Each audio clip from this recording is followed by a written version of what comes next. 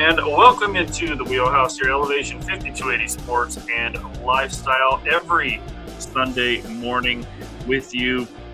A lot to get to this morning.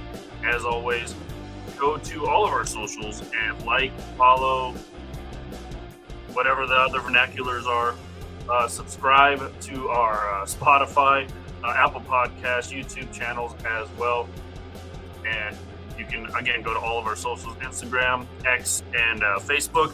All of our news, updates, pod drops, stuff like that is going to be on there. And then also just make sure you go to our home base, e5280sports.com. All of the shows are posted up there as well as articles and some sporting news. So make sure you go check that out as well. Very special show this morning as a new special guest host, Mark Saxton, is joining us. You may remember him from Blue Collar Sports Talk. Mark, how are you this morning? Good. Thanks for having me. Excited to talk about it's been a crazy week. So excited to get into it. Yeah, and again, a lot to get into. Obviously, the MLB Playoffs are going on right now. I see you're repping your Padres right there. So they'll have another game later today. So we will get into that as well. And we were going to try to trick you guys and say we were live this morning, but we actually pre-recorded last night. If the scores went final, we may have tricked you, as the Yankees and the Guardians are still all even at 3 in the bottom of the ninth. So we were not able to get that, but it is all even at 3. And we have a lot of college football talk and NFL talk as well. If you're new to the program, shame on you. But if you are, we do Fire and Ice, which kind of encapsulates everything that we talk about. It's kind of a who's hot, who's not list of everything that has gone down in the last week or so. So we are going to dive right into Fire and Ice. It's now time for Fire. Give me fuel, give me fire, give me that which I desire. Ooh. On fire! I'm the only one a burning desire. Let me stand next to your fire. And Ice. Ice Cube, baby. You're as cold as ice. Ice, ice, baby. All right, Mark, since you are the special guest host on this show, where would you like to start? Hey, I wouldn't mind starting right there with the NFL, the upcoming matchups. Got a lot of good matchups this week. If you're good with it, let's go straight to the NFL. Yeah, there are a lot of good matchups this weekend and today, and we already saw the Thursday night matchup go down. Obviously, I am based in Denver, so that was good to see the Broncos not get off the schneid, so to speak, but Sean Payton's return to New Orleans, he gets a big victory. Not a lot of people were expecting the Broncos to take down the Saints, but they handle business, especially on the ground. But, Mark, one of the games I'm really looking at for this one, it's kind of the later game today, and it's around 4:30 Eastern, 2:25 my time, and that is, it's going to be interesting to see the Super Bowl rematch. I don't remember which Super Bowl they played in, but Kansas City and San Francisco. That's going to be an interesting one. I run a football pool at work, and that one was kind of split. So that's the matchup I'm looking about. What about you? I wanted to point out that one, but I also wanted to point out, Devontae coming to New York and playing the Steelers. Russ starting. Don't understand that. I want to see how Aaron Rodgers. So listen, I'm a Packers fan, diehard Packers fan, live and die with the Pack, and I think it's going to be interesting to see what these guys will be able to do together. Obviously, Devontae getting some inconsistent looks in Vegas. The only reason why he went there was Carr. Obviously, Carr leaving, doing good in New Orleans. Besides, the injury, I think this is going to be a fun matchup against that defense. This is going to be something fun. We're going to see, really, if the Jets found the final piece, or if they're, still the Jets.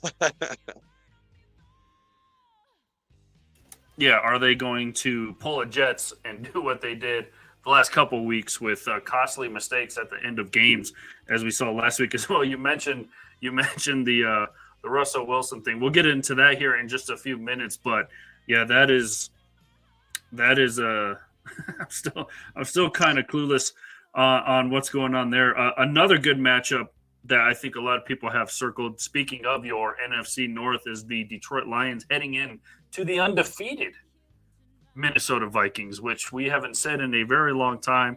But this NFC North is kind of crazy. I mean, that you have the Bears at 4-2, your Packers at 4-2, Detroit at 4-1, Minnesota at 5-0. This is a division that's kind of up for grabs right now.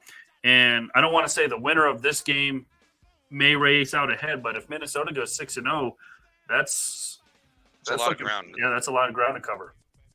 And no, I completely agree. That was going to be another matchup that I wanted to talk about. Personally, obviously, being a Packers fan, hate both of them. I would much rather, not just because of the standings, I would much rather the Lions take this.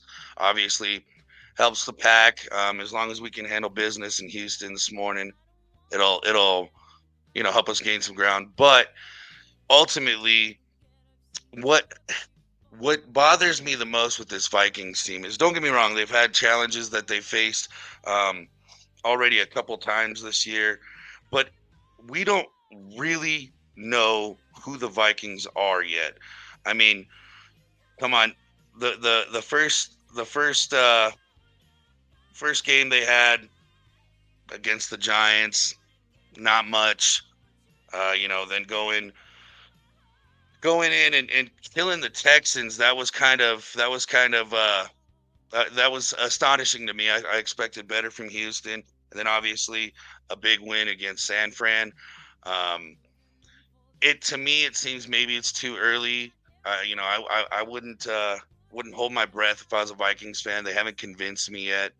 So playing a Lions team, division rival, obviously another team that's been, not on fire, but almost to that point of on fire. And, obviously Hutchinson going down, that's going to hurt, but that defense is still stout. So I think this is going to be a great test.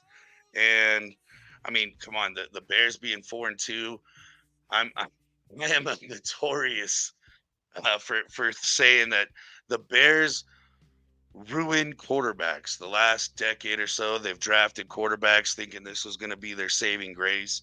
I still don't think Justin Fields was the problem.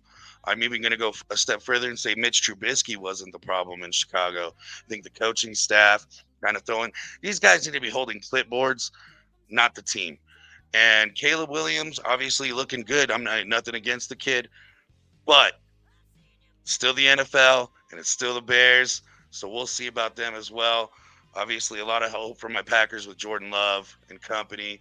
Everybody last year was saying, including myself, hey, we don't have a number one receiver. Now I think we've got three of them, right? With about four number twos as well. So Josh Jacobs in the backfield, obviously, I'm still devastated we lost Jones. He's been a huge part of that Minnesota offense. I don't know. It's going to be tight, and I think that matchup in particular with the Vikings and Lions is going to help shape up exactly how everybody else is going to react to it as well in that division.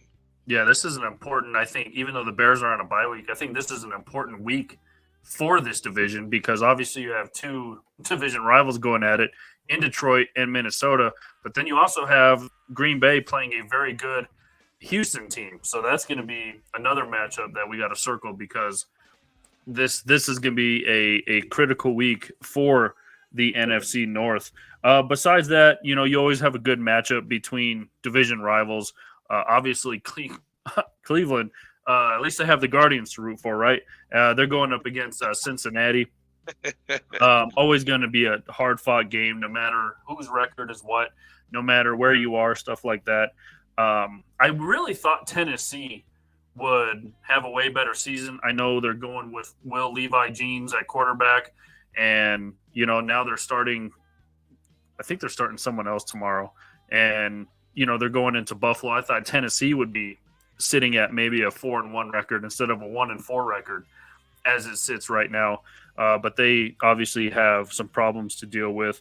And then looking forward to Monday night games. Once again, it's going to be a crucial game for Baltimore and Tampa Bay as well. And then the other Monday night game is the Chargers and the Arizona Cardinals. So those are the kind of matchups that I was kind of circling. Philadelphia and Giants always play each other tough. Again, just that kind of NFC East type mentality. Right. You know, again, doesn't always seem to matter what record you have going against your division. They're always hard fought games. Oh, big time, big time. And the crazy thing too with the Giants is they in the last couple of weeks they found a way to make it an interesting football game still. And just like you said, playing a division rival, I mean, they always play each other tough. And Danny Dimes, I mean, he's shown out against his division rivals before. Um, I don't know, man. I don't ever count out the Giants when they're playing anybody in the NFC East. I mean, the Cowboys are struggling. The Eagles not being that superpower that everybody thought they were going to be, the bounce back year, if you will. It's that division's kind of wide open. I mean, hey, the Commanders might shock the world, right? Yeah, especially with a rookie quarterback that everyone seems to be falling in love with. So we will definitely keep an eye on that. All right, so yeah, a lot of good matchups today, and we'll get into covering those, preview or recapping those next week as we move on here on our fire list. It is the baseball MLB playoffs, and obviously we said we were going to fool you guys. We are recording on Saturday night, and the Yankees and Guardians are still tied. It's free baseball right now. It's the top of the 10th. Yankees are trying to make it to the World Series, and the Guardians are trying to force a game 6. So that is going down right now in Cleveland, top of the 10th. The Yankees have 2 men on, 2 out. So we will keep an eye on that throughout the show. Although it really doesn't matter when this goes live because you will have found out what happens then. Obviously, later today will be the Mets and Dodgers. The Dodgers are trying to knock on the precipice of the World Series. I know the media is going to love a New York and LA type World Series. I'm kind of interested in another Subway Series. I know we haven't had that since 2000 when the Mets and Yankees were in the World Series. I'm honestly I want to see Cleveland make it just because they really never have done much in their history. I think they made it to the World Series once and lost to the Atlanta Braves in like '96. So, right, and then the strike before that really screwed them up. Yeah. So, what do you got on these matchups? Who are you hoping to get through? Are you a Dodger hater with the Padres shirt on? What's going on? Oh, absolutely. I'm a Dodger hater no matter who they're playing. I hate any New York team, but I'll root for the New York teams before I will the Dodgers. I mean, here's my biggest thing. Obviously, I mean, Shohei, one of the greatest, if not the greatest baseball player on the planet right now. No hate against him other than his betting scandal. Let Pete into the hall. That's where I stand on that. Well, they might now since he passed away. Right. Agreed. Which is still a shame. I mean, here's the thing. The Dodgers, and I say they squeaked by the Padres. And I'm not being a sore loser, but what I mean by that is Yu Darvish going on there in a crucial game 5, only allowing 2 runs. I mean, shut Shohei down that night. Kike, who was quiet all series, hit one. Teoscar Hernandez, who hit a grand slam earlier in that series, obviously came back to bite us as well. So, I mean, the Padres defensively did their job, and the Dodgers did just enough offensively. Now, here's the thing. Going into, this New York series, same thing. It's inconsistent. They either win by bunches or they lose by bunches, right? And I mean, the Mets doing the same thing. The Mets, that's a kind of a unique story as well. This is 3 years in a row, the 6th seed, doing damage deep in the playoffs. The Phillies, then the Diamondbacks, and now these guys. They didn't get hot until late August, which is phenomenal what they've done. And they're kind of finding themselves on the same slippery slope. And this is why I'm saying I think that they could take advantage the last couple of games against LA, being that LA's going to the bullpen again. All that talk, when they were like, oh, well, they haven't allowed a run in 20-something innings or whatever it was. People forget The Padres won that game 6-5. We didn't need to score any more runs, right? So I mean, when you add those kind of stats, those are cushion stats. That's what I call cushion stats. Those don't speak volumes to me. What speaks volumes to me is when you have guys like Mookie Betts, Kike Hernandez, showing up offensively when Mookie Betts was 0 for 100 in the last 2 years in the postseason. He's finally turning it around. Defensively, Max Muncy's showing up because Freeman not being able to play first. Those kinds of things are what stands out, and I feel like the media falls in love with these stats, and they don't really dive into what baseball really means anymore. Yeah. That being said, I'm still going for the Mets. Yeah, and as we go on here, it's looking like it could be a Mets and or Dodgers World Series against the New York Yankees as they take a 5-2 lead late in the 10th inning. But again, won't matter once this airs in the morning. So keep an eye on that. But these baseball playoffs have been pretty fun. We were talking when the playoffs started. They kind of been changing the format of the playoff series. You had the one game wild card playoffs, and now it's kind of like they have the top two seeds get almost a first round bye like in football, and then you're kind of stuck as the third seed. Like, man, I got to play these. Obviously you had the Phillies as the third seed play the 6th seeded Mets, and the Mets get through. Do you like the way they've changed the format of the playoffs? I don't. We were talking about that over here as well. Here's my thing. So if the Padres wouldn't have dropped those last 4 games and they ended up winning the division, what kind of a reward would it have been to get the bye and then turn around, and if the Dodgers took the same path, right, beat up on the Braves, and then so our reward is to play the Dodgers right off the bat, you know what I mean?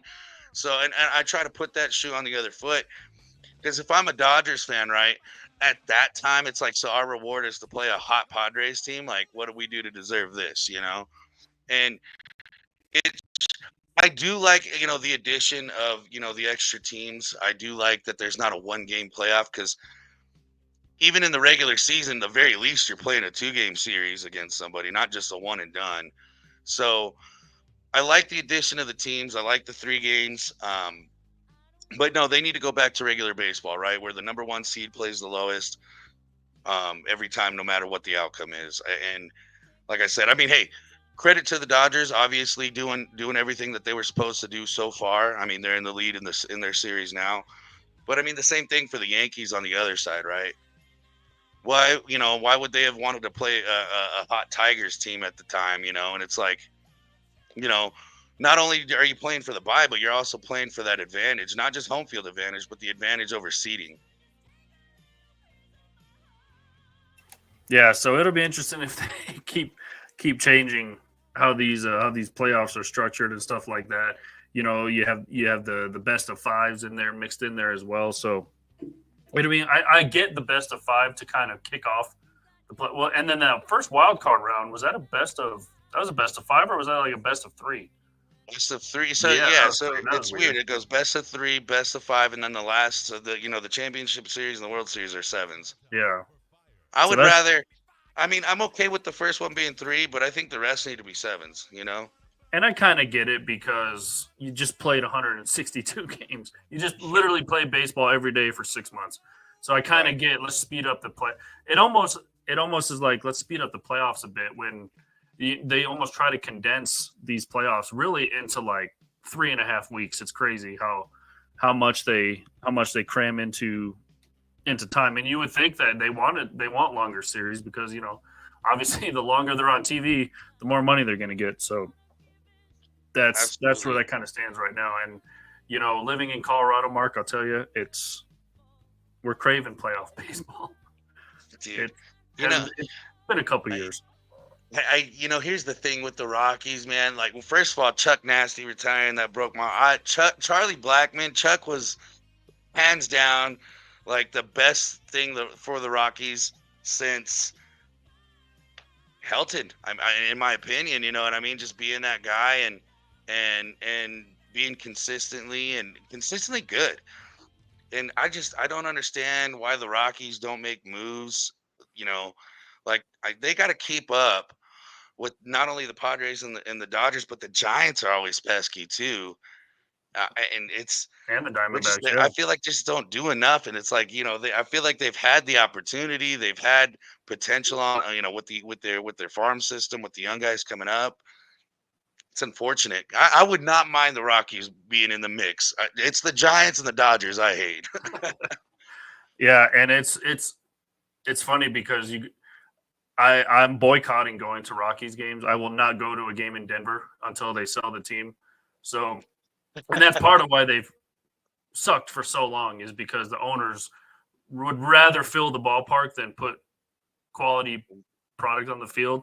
And that's Yeah, that's not to take away from the quality on the field. They've had some, they've obviously had multiple, batting champions, multiple Gold Glovers, multiple Silver Sluggers, and it's just pitching. They just can't get the pitching down. And blame the altitude all you want. It's not that hard to throw a fastball down the middle. right. To me, it is. But for these guys who get paid millions of dollars to throw down the middle, it shouldn't be that hard, even at altitude. So I don't Really, know. I mean, dude, they've had what, Nolan Arenado, they've had Cargo, they've had Yeah, uh Diaz, they've had, I mean, all these guys, and I know there's plenty more, and it's like, dude, you've had it offensively. And if you think about it, the altitude and everything else, you've got the bats to do it. You play there a lot of the year, a lot of the season. Why not capitalize on it and just give them some help on the mound? yeah. They just can't lure big time free agent pitchers here. So then they got to settle with guys coming up from the beer league in Texas somewhere, and just throwing them out there, I guess. And I don't know why I use Texas as an example. It's the only state I could think of at the moment, but that's just where we are right now. So, and the 3 Hall of Famers now, we're up to 3, so that's decent. Right? Or is it just 2? I think it's just 2. Now it's Larry Walker and Todd Helton You got just got Larry. in. So yeah, Yeah, you got Larry. You got, yeah, maybe two, maybe two. yeah. I thought it was 3 for some reason, but they're coming out. They're coming. They're sprouting out now.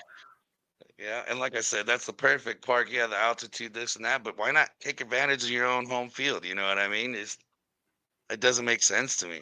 But my point was, it's funny because I'm starting my visit all the ballparks tour to see the Rockies play another, and wearing a Rockies uniform in hostile environments like Philadelphia, people talk crap. Well, Rockies suck, and you'll be like, yeah, we know. Instead of saying whatever, Phillies suck, we Man, can't say that. We can't. We don't have room to talk. I've been I've been there as a Padres fan. Listen, I'm from San Diego County. I've been a Padres fan since as long as I can remember. I was there uh, at Qualcomm Stadium, going to games with the Orange Foul Poles, and going from 2006 to just a couple years ago without a postseason sighting. I understand that pain, and my response was the same thing. Every time, oh man, screw the Padres, they suck, and I'm like, you're not hurting my feelings I know, because it's right? true, dude. Yeah, yeah, yeah. We're not a powerhouse, all right. We're a little minor league team over here. And I used to tell him, my biggest joke was, man, the only reason why the Padres are still showing up is so they don't get sued for breach of contract. Yeah, that's it. That's it. And it's crazy. For as long as the Rockies have been bad, this is the first time they've had back-to-back 100 loss seasons. That's crazy to think about.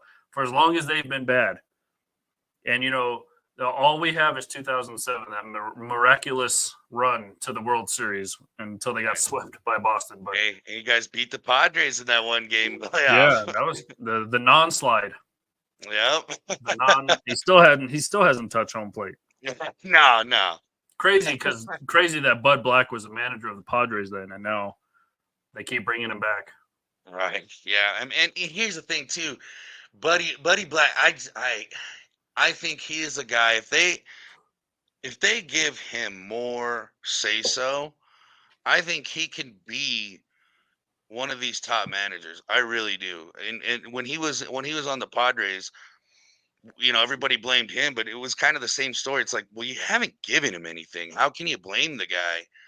When he's just playing what you put in front of him. There's no genius that's gonna make this team any better. Yeah, and that's kind of the same here. They just trot him out to really take the blame. But what do you what do you want him to do, really? So Right.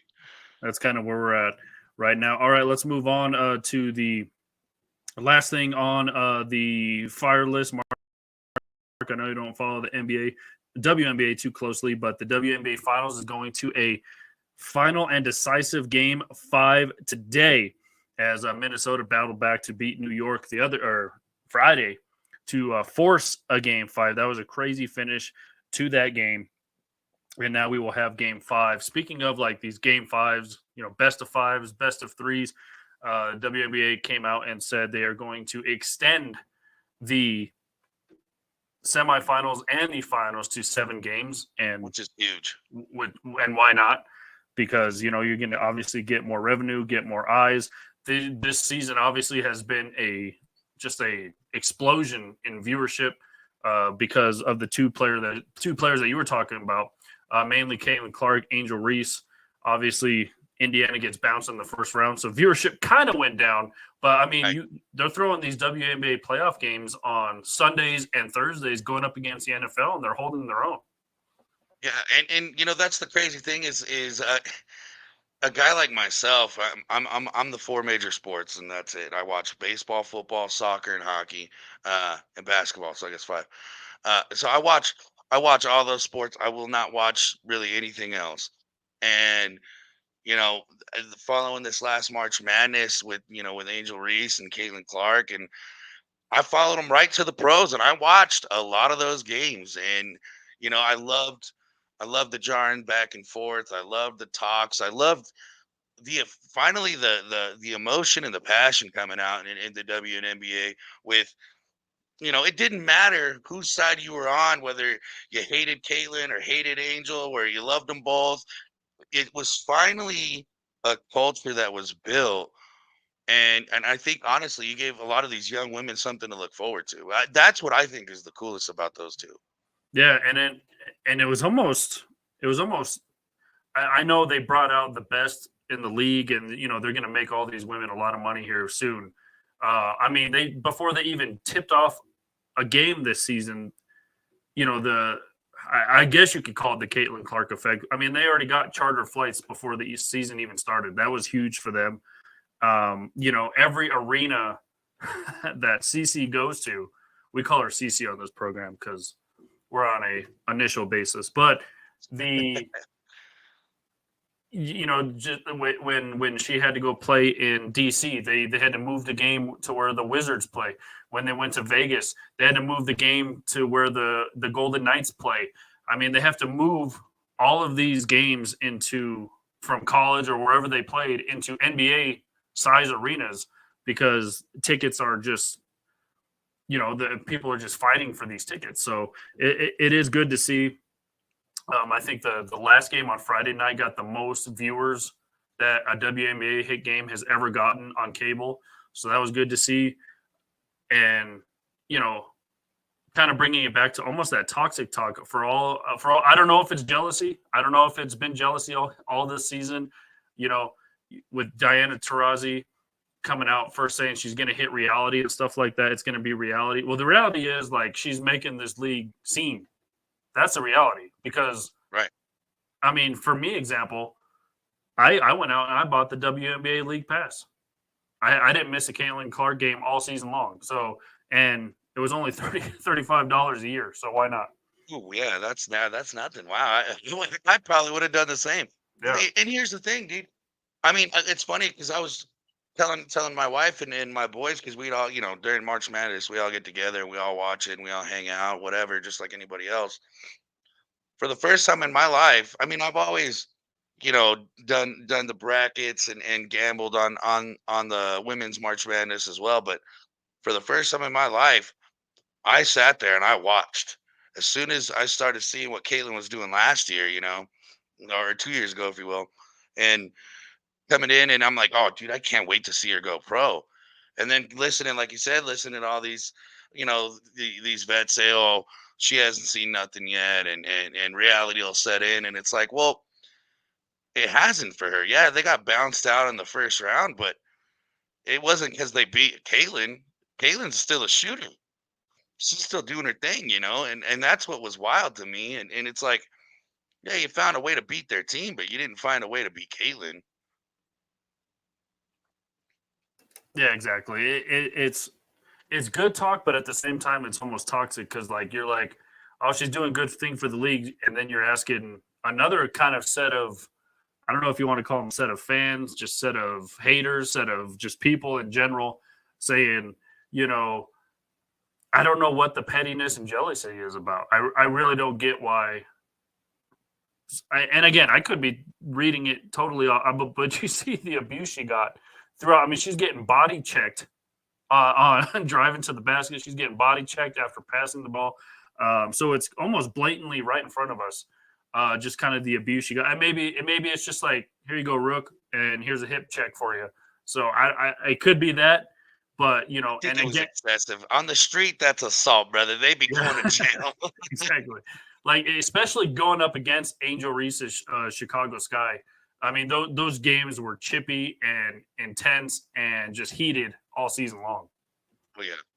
So, and like you said, I really think there was a lot of intent behind it. And, I still think it's good for the culture. I still think it's good for the sport, because that's you're gonna love to root for someone, or you're gonna hate to see them win, or vice versa. You're gonna hate to root for them, and you're gonna love to see them lose, whatever it may be. But like you said, the biggest point they're all missing is now all of a sudden the world's paying attention, and you're right, Caitlyn's gonna make those girls a lot of money. yeah, a lot more eyes, a lot more just flat out viewers on the WNBA, and we mentioned expanding the kind of the playoff games per series. They're also expanding from 40 games in the regular season to 44, and they're adding 3 more teams in the next 3 years. So expansion teams. So that'll help them as well as expanded season. Again, you got more games on TV, the more revenue you're going to make. So why not? Yeah, and let's be honest, the TV revenue is where it all comes from anyways. Yeah, the stadium sales do help, but the big money comes from the TV side of everything. Yeah, I'm really it was like the Bay Area, Toronto, and Portland who just got expansion teams. I think the Valkyries, who are in, I don't know if they're going to be based in Oakland or San Fran. It says Bay Area. I'm not sure where they're going to play. I'm assuming in the new arena where the Warriors are going to be, but I'm not 100% on that. No one wants to go back to Oakland. Yeah, I'm just so hoping that Denver gets a team here eventually. So that's what I'm hoping for. All right, let's move on to the ice list. Going back to, by the way, Yankees are in the World Series. Ooh, it's over. Spoiler alert.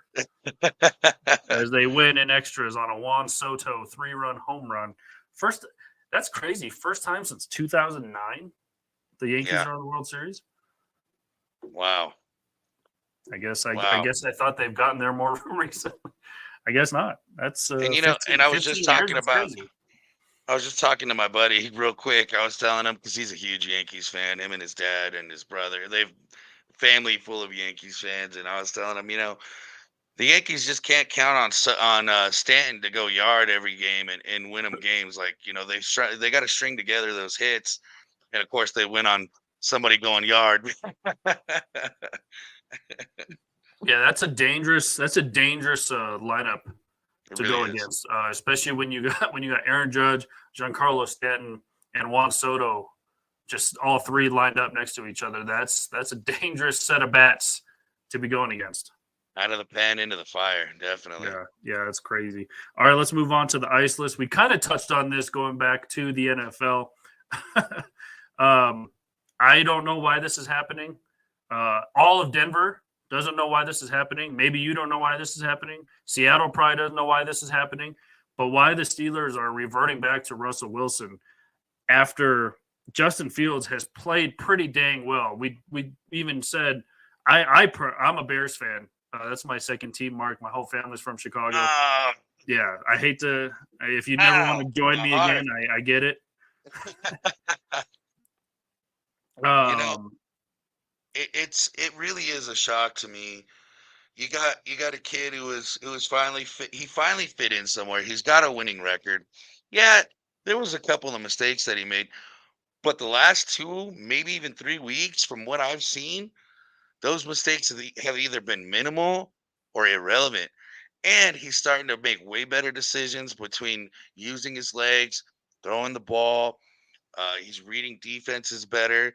He also has a better offensive line than he ever had. If it's one of those things, if it ain't broke, don't fix it. I understand at the beginning of the year, Mike Tomlin said Russ is the starter. I get it. I get wanting to stick to your original game plan, but I also don't understand why not make adjustments to what's working. It doesn't make sense to me. yeah, I just don't. I don't get it. I mean, he's gotten Pittsburgh to a 4-2 record. I was even shocked at the team they're going against. I was even shocked that the Jets had fired Robert Saleh after I think they were 2-3 at the time. If they were like 0-4, 0-5, sure, why not? You're probably not climbing out of that hole, but you're in the NFC East. Anything can really happen this year, or Right. AFC East, excuse me. And Especially with Tua going down. yeah, Bills not and being who they normally are. yeah, and I think the Bills are overrated every single year. They're going to go 15-1 and choke in the playoffs. That's all they do every year. In their story, in Yeah. their history. But Justin Fields, Mike Tomlin, and company have got the Steelers to a 4-2 record. Why you're making a switch now, I don't know. The guys in the locker room are going to come out, Mark, and say the right things, like, "Oh yeah, Russ, he was just dealing with the injury, he couldn't play. He's been our starter since day one." Other guys, you might have a split locker room. Who knows? And say, I don't know.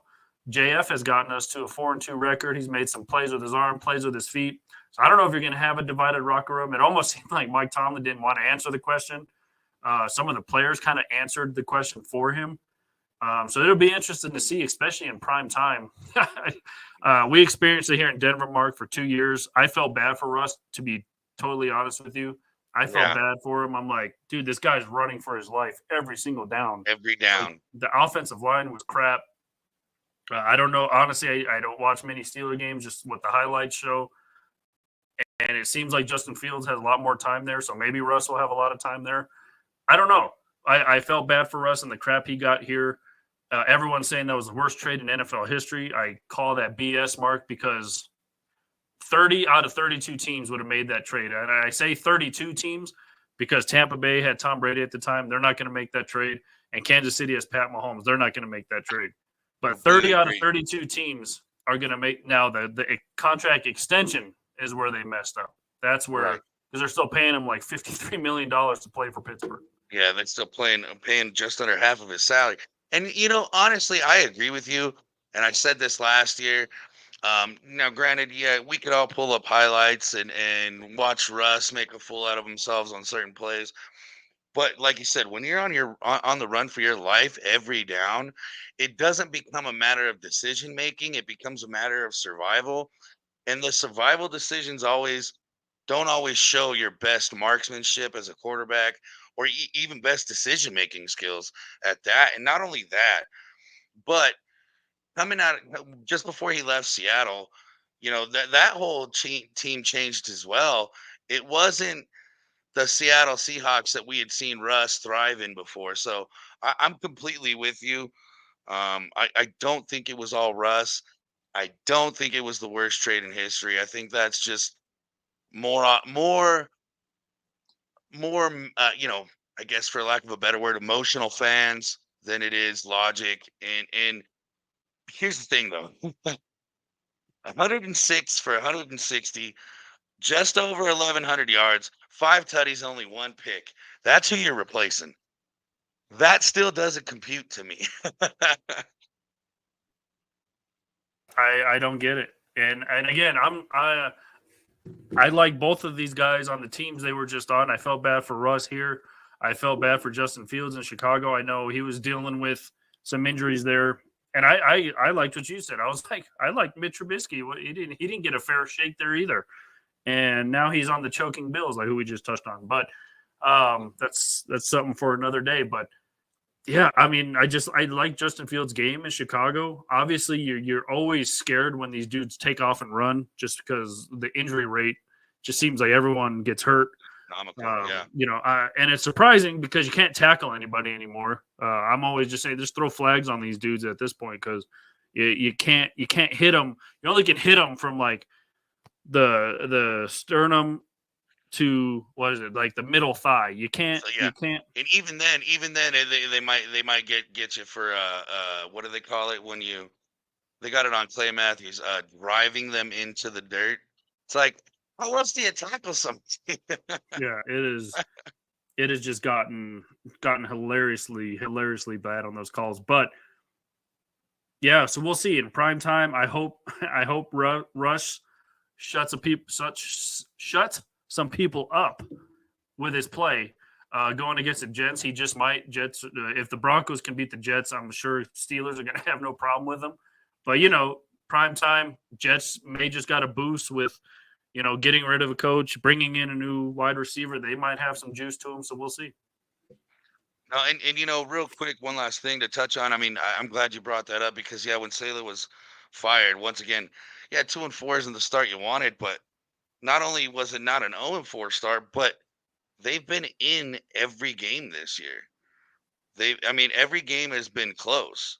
There were, except for I know they even made it close against the Vikings, 23-17. I mean, you just barely lose on a field goal to the Bills. They lost on a missed field goal to the Broncos, so you didn't. Right, there. yeah. So, I mean, you're in every game. Maybe the Niners was a little out of reach, but it wasn't a blowout.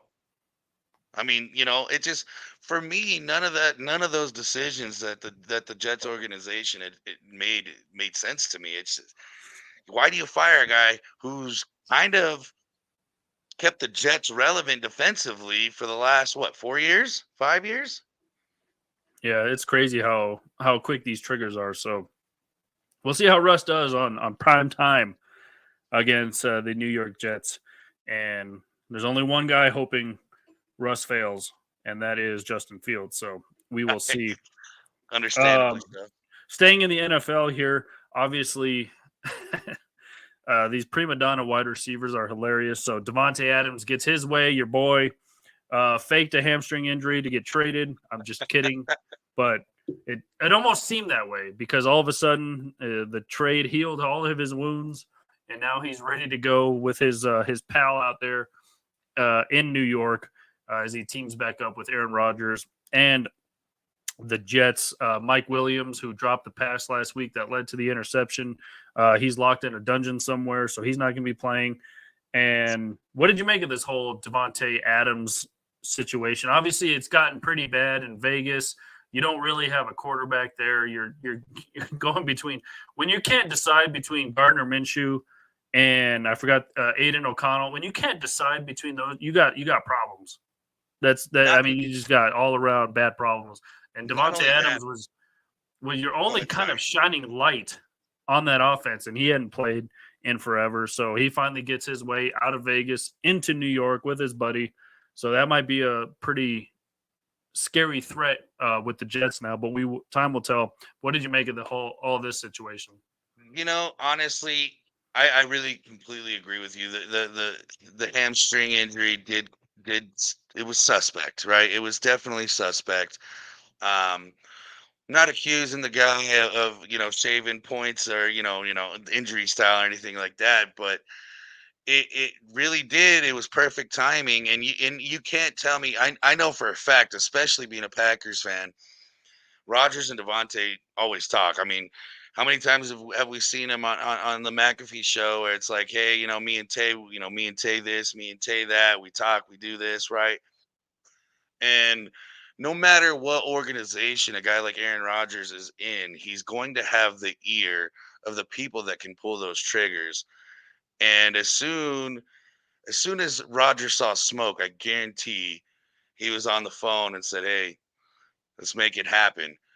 And I personally would have had more respect. I completely agree with Devontae wanting to get out of Vegas. He showed up because he wanted to play with Carr. as a Packers fan, I understand how the Packers organization treats players and then make it look like it's the players causing the issue. It wasn't Aaron. Aaron wasn't the prima donna in that. I mean, there was so many other things that the front office could have done, and the same thing with Devontae. Now, here's the thing. That being said, I would have had way more respect for Devontae if he would have just came out flat out and said, "Hey, listen, I came here because I wanted to play with Carr. They got rid of Carr. I don't want to be here anymore. I'm not seeing the ball. We're not winning games. This isn't the team that I was promised. I'm done." I don't agree with that kind of thinking, but I understand it. You know what I mean? I understand wanting to be the team guy and raw behind your guys, but at the same token in time, you're there to win. Why not come out and be honest and say, listen, this is what it is. Well, yeah, and look at how dirty the Raiders did Derek Carr. I mean, they had him basically say, "Don't come." Right, exactly.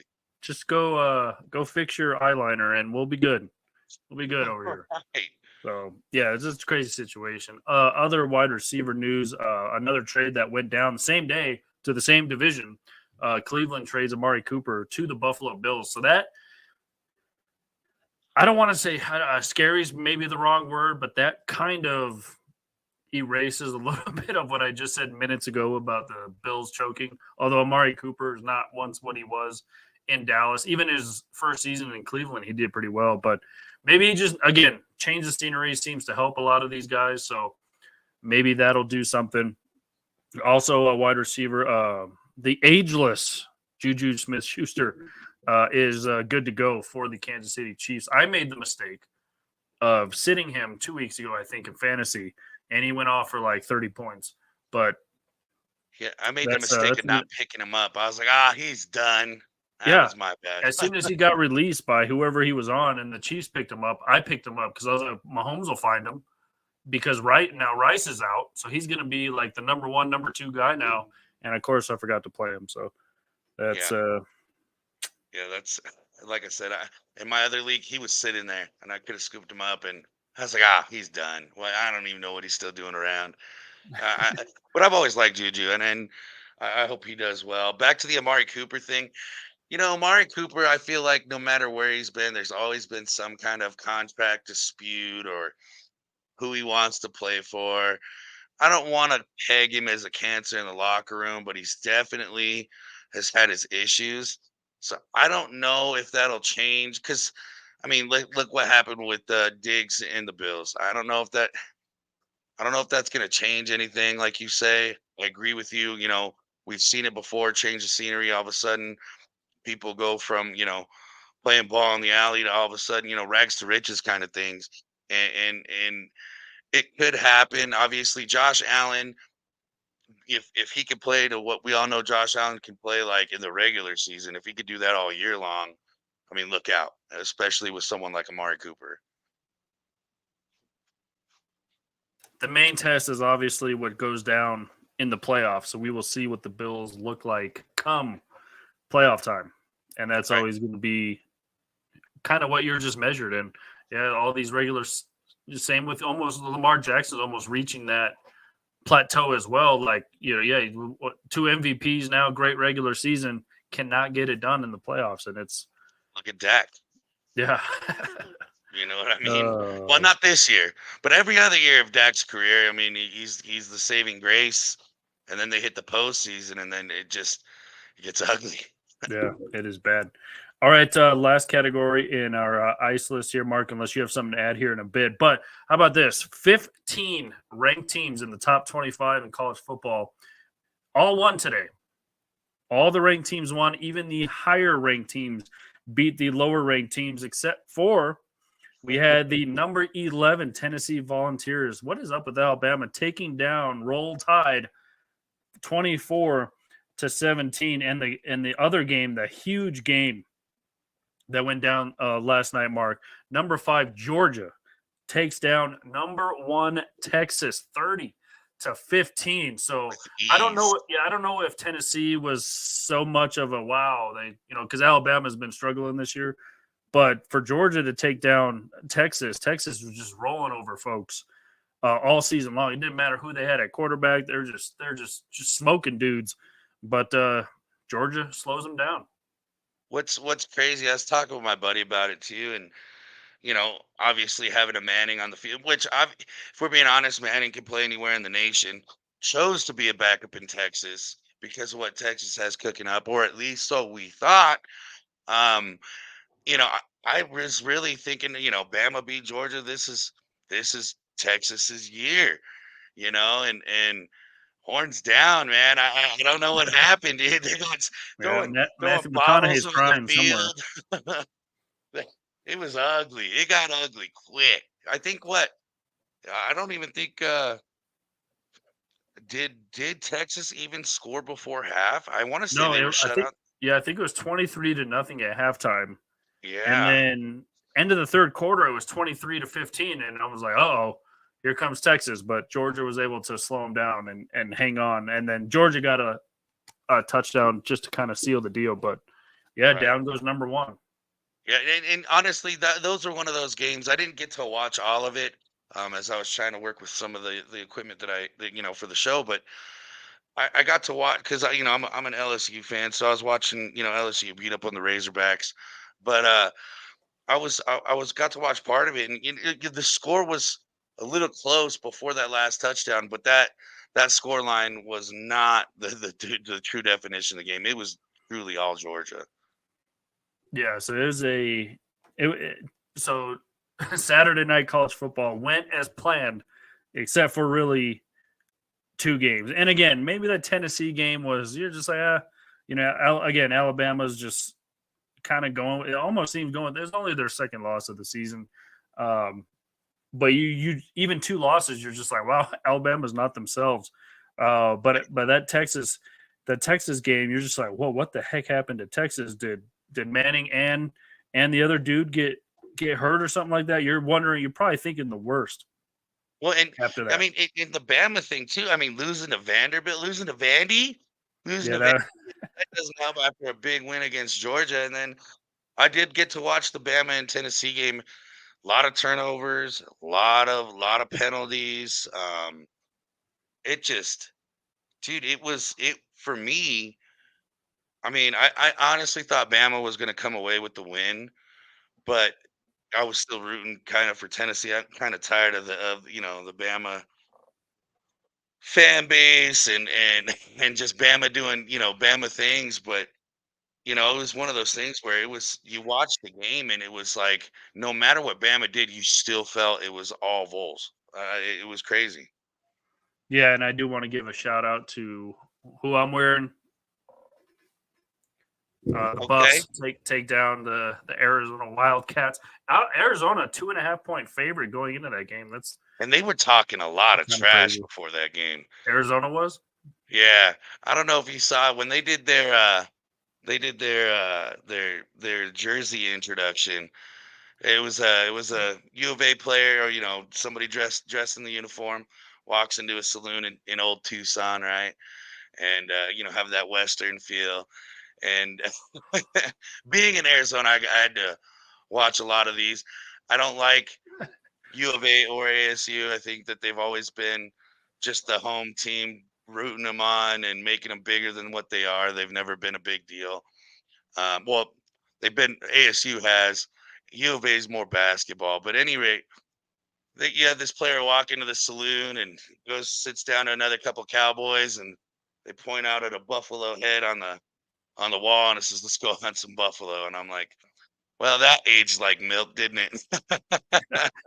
I mean, in their defense, though, let's face it, when you have Deion Sanders as a part of anything you're doing, there's going to be a lot of talking from that side of the field as well. But Of course. so they get a nice win in Arizona. So, and then also CSU, Colorado State beats Air Force. Air Force having a very, very tough season as they fall to 1-6.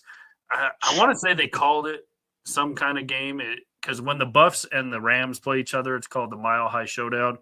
I don't know if it's called anything when other teams play each other, but CSU gets the best of Air Force down at the academy. So shout out to CSU and CU for getting wins today. You have anything else for the ice list, Mark? Nope, that was the two main ones. We covered them. That was it was a crazy day in college football for sure, just because of those two games.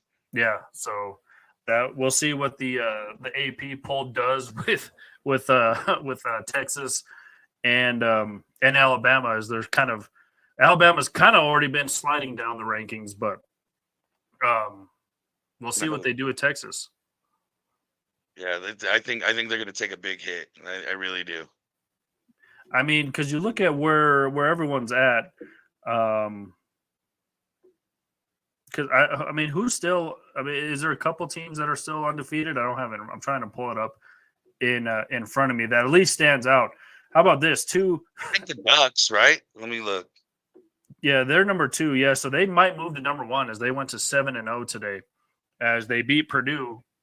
Funny enough, Purdue 35. They just shut out Purdue. So right, 35-0. Kind of cool to see. To see. Oh, Miami's undefeated as well. Okay. They're ranked 6, right? Well, as of right now, anyways. Who did they handle today? I don't know if it's handled, but they beat Louisville 52-45. So. Oh, that was way closer than it should have been. Yeah, it is. So we'll see. We'll see if Miami and or Oregon move up a little bit, as they are undefeated, 2-6. They should move up just a teeny bit, but we'll see. It's kind of cool to see 2 academy schools ranked. How about Army at 23 and Navy at 25? That's kind of cool to see, as we were just talking about Air Force. But yeah, we'll see what the AP poll does here in the next couple of days, as once again the college football world has been shaken up just a bit tonight. Or last night. So we will see. Big game coming up in baseball later today. Also, we will see who else is joining the New York Yankees. Dodgers need one more win. Mets got to hold them off. So. And it's in the House of Pain in LA, so we'll see. We'll see. That's a tall order for anybody to go in and try and beat LA, and facing an elimination game. Yeah, so we will see what happens to that, and of course the wide open day in the NFL. So a lot of good games, a lot of good matchups. We touched on that earlier in the show. So yeah, we will see what it brings. The London game. Cheerio. First game tomorrow morning. It is the New England Patriots and the London Jaguars. So we will see. And they couldn't have picked 2 better teams, because I don't think anybody was going to wake up and watch them anyway. No. And I think the Patriots are going to go with Drake May tomorrow. So we'll see how he does. And I think it's his first NFL career start. So we will. Is this his first start? I think it is. I was going to say. Yeah, they put him in games here and there, but I think it's his first career start. And why not? Nobody's gonna be watching. Right. I mean, T-Law over there, I don't understand what happened. It's just, I feel like he doesn't understand what color they're wearing. I think he's thrown an interception at least. No, just 3. I was gonna say I thought he had 5 or 6 on the year, 1 every game, but only 3, and he's still not. Only 100. He's 116 for 191. I expected way better of him. Yeah, I mean, was it 2 seasons coming off a big playoff win against the Chargers? Jacksonville was trending up. A lot of people picked them to have a very good season, and they were just like, hold my beer. We're going the other way. Right, yeah. I heard it's talking good, so now we got to fix that. Yeah, and I like Doug Peterson as a coach. I like what he did in Philadelphia. He went in there after who was the what was his name? The guy who just went down there and crapped his pants. The guy who came from college, Urban Meyer. Yeah, Urban Meyer. Yeah, I thought Doug Peterson, he was going to be – I mean, he did the first year, just kind of went in there, changed the culture around, so maybe Justin Lawrence just looks over to the sideline and still sees Urban Meyer sitting there. I don't know. I don't know what he's seeing. Obviously, he's not seeing the right teams playing, but – Yeah, no, it's been painful for sure. So that'll be your first NFL matchup in the morning. So we look forward to a fun day in the NFL. But Mark, want to thank you for joining us this morning. Any final remarks before we head on out of here? Just thanks for having me. It's been a blast. Look forward to if you guys will have me, look forward to doing some more content with you guys, talking some more sports. You know, it's going to be an exciting finish for baseball. Can't wait to see what college football and regular football has to offer for us. Yeah, and also keep in mind Game 5, WNBA Finals later today as well. Oh, that's right. Decisive Game 5. So it is for the championship. So stay tuned for that as well. Stay tuned also, if we get our ducks in a row here, we will have the Stalking Dead later tonight, talking about Daryl Dixon, the show Daryl Dixon, the Walking Dead spinoff, the Book of Carol Season 2. So hopefully, just stay tuned to social media, as hopefully we'll be coming your way later this evening. Fingers crossed. Fingers crossed. Again, ducks in a row here. Ducks in a row. But that's going to do it for us here on the Wheelhouse. Thank you all for tuning in. And once again, go like us, subscribe everywhere on social media, on Spotify, YouTube, Facebook, Instagram, X, wherever you are, we're there too. And make sure you go to our home base, EU5280sports.com. All of our content is up there as well, as long as blogs, articles, and don't forget Pro Wrestling Daily with Andre. Does a good job Monday through Thursday putting out fight content. So stay tuned for that one as well. But for Mark, I am Michael. We will talk to you next week.